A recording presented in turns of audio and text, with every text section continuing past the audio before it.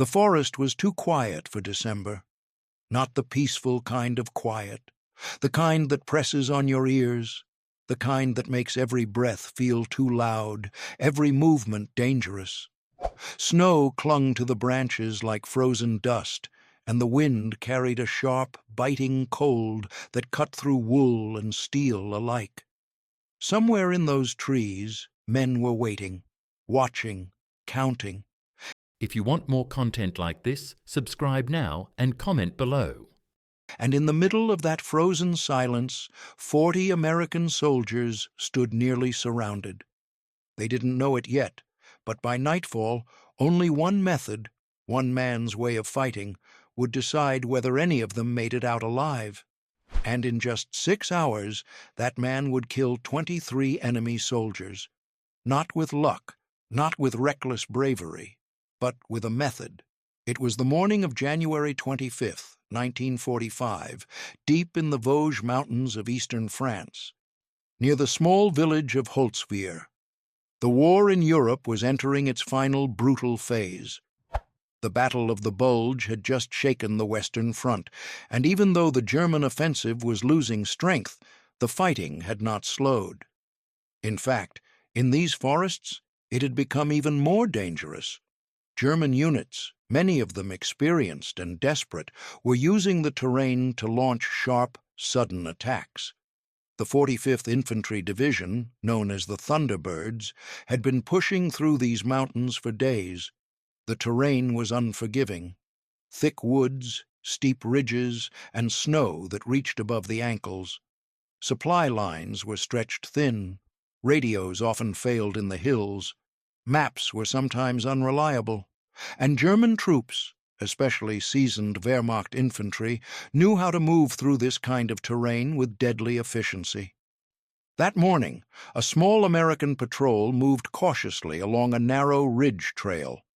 They were part of Company B, 179th Infantry Regiment, around 40 men in total, cold, tired, and already worn down from continuous operations.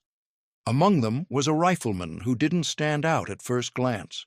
No high rank, no loud voice.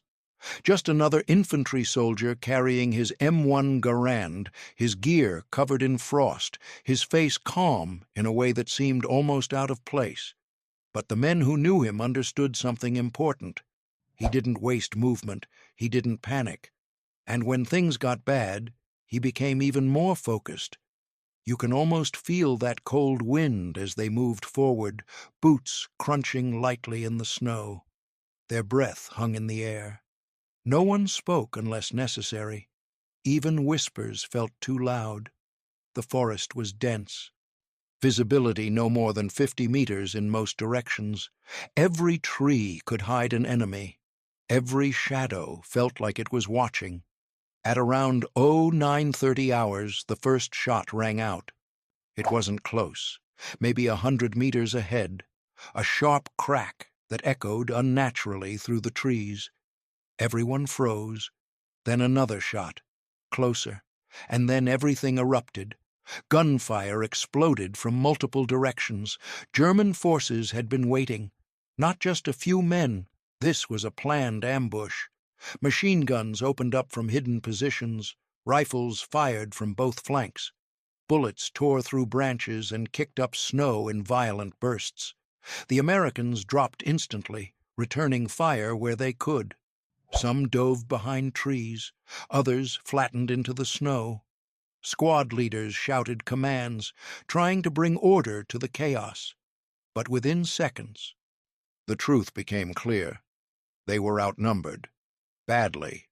Estimates later would suggest around 250 to 300 German soldiers in the area, elements of units trying to delay American advances while holding strong defensive positions. And now, 40 men were caught in a tightening trap. The first minutes were confusion and survival. A few Americans were hit early, caught in the open before they could find cover. Medics crawled under fire, dragging wounded men behind trees. Riflemen fired toward muzzle flashes, often without clear targets. And slowly, the realization spread. This wasn't just contact. They were being surrounded. German soldiers were moving with purpose, small groups advancing between trees, covering each other, slowly closing the distance. They were trying to cut off escape routes, compress the American position, and eliminate them completely. You can almost feel the pressure building in that moment. The kind of pressure that makes time feel strange. Every second stretched out, every sound sharper. It was in that moment that the rifleman made his decision. He didn't wait for a direct order. He observed. The Germans were disciplined. They moved in short bursts. They used cover well. But they were also confident. Their numbers gave them that confidence, and that confidence made them predictable. The rifleman understood something simple but powerful. If the enemy believed they were facing a larger, more organized force, they would hesitate, and hesitation could change everything. He shifted slightly along the slope, keeping low, moving just enough to improve his angle.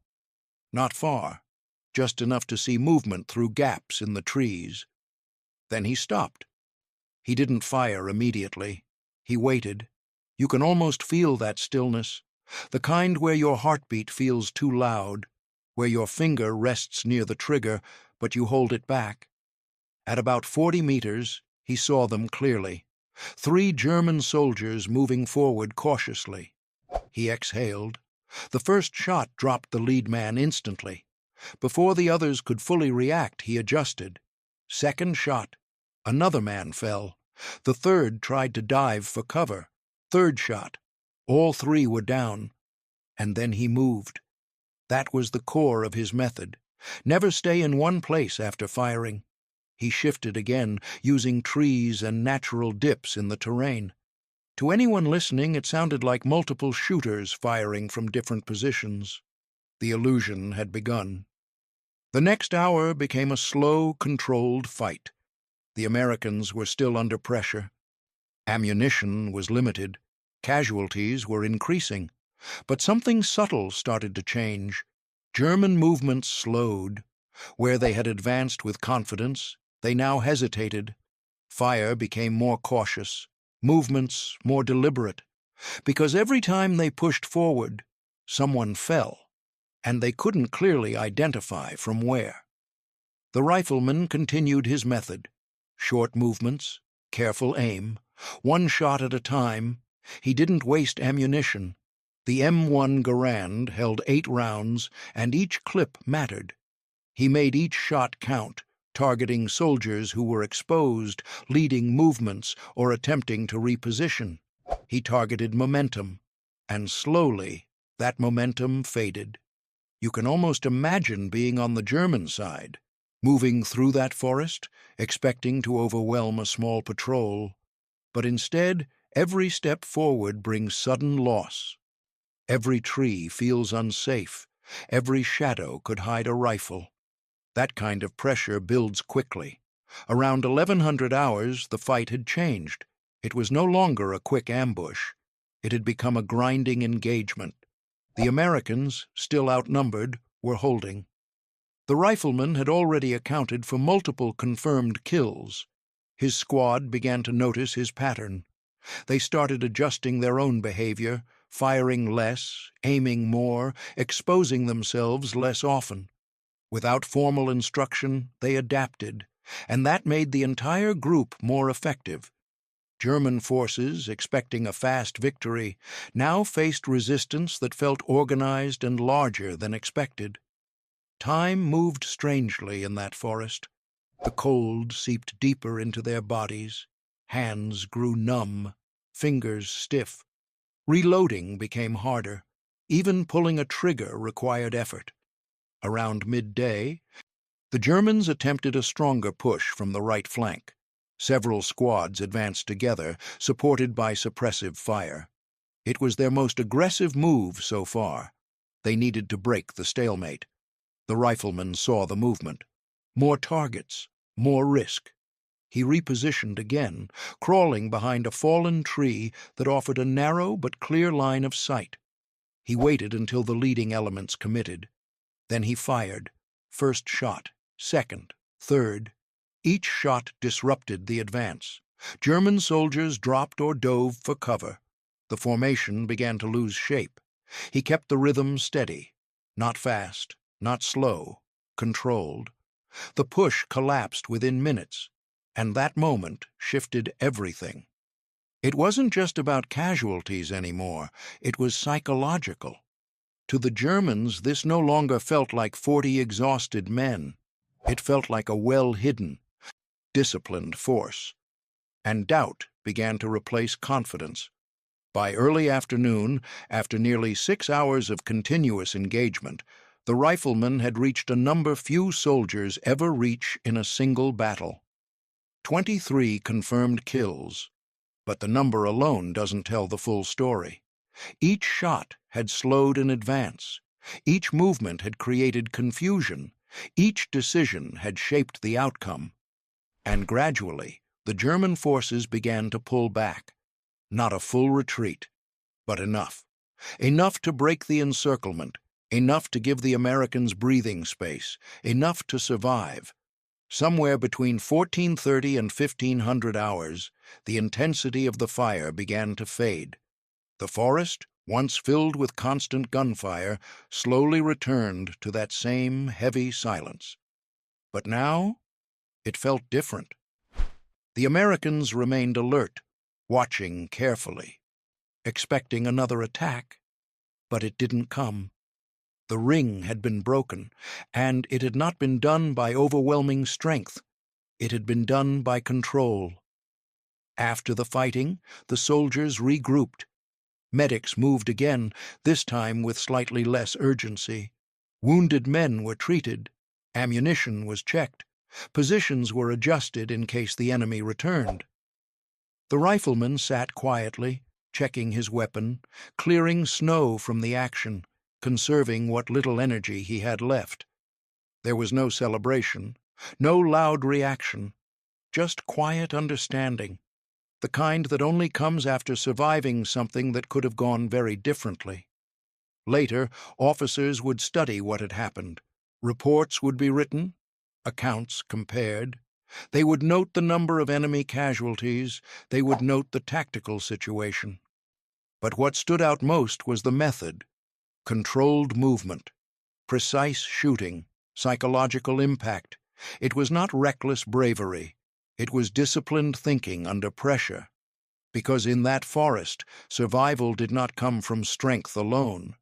It came from understanding the moment, from recognizing that fear, confusion, and perception can shape a battle just as much as numbers and firepower. You can almost still feel that place if you think about it. The cold air cutting through layers of clothing, the quiet tension between trees, the sound of a single rifle breaking the silence again and again. And somewhere in that memory, a simple truth remains. 40 men walked into that forest surrounded by hundreds, and one rifleman changed the outcome. Not by chance, not by noise, but by method. A method built on patience, awareness, and control. A method that turned hesitation into advantage. A method that for 6 long hours held the line.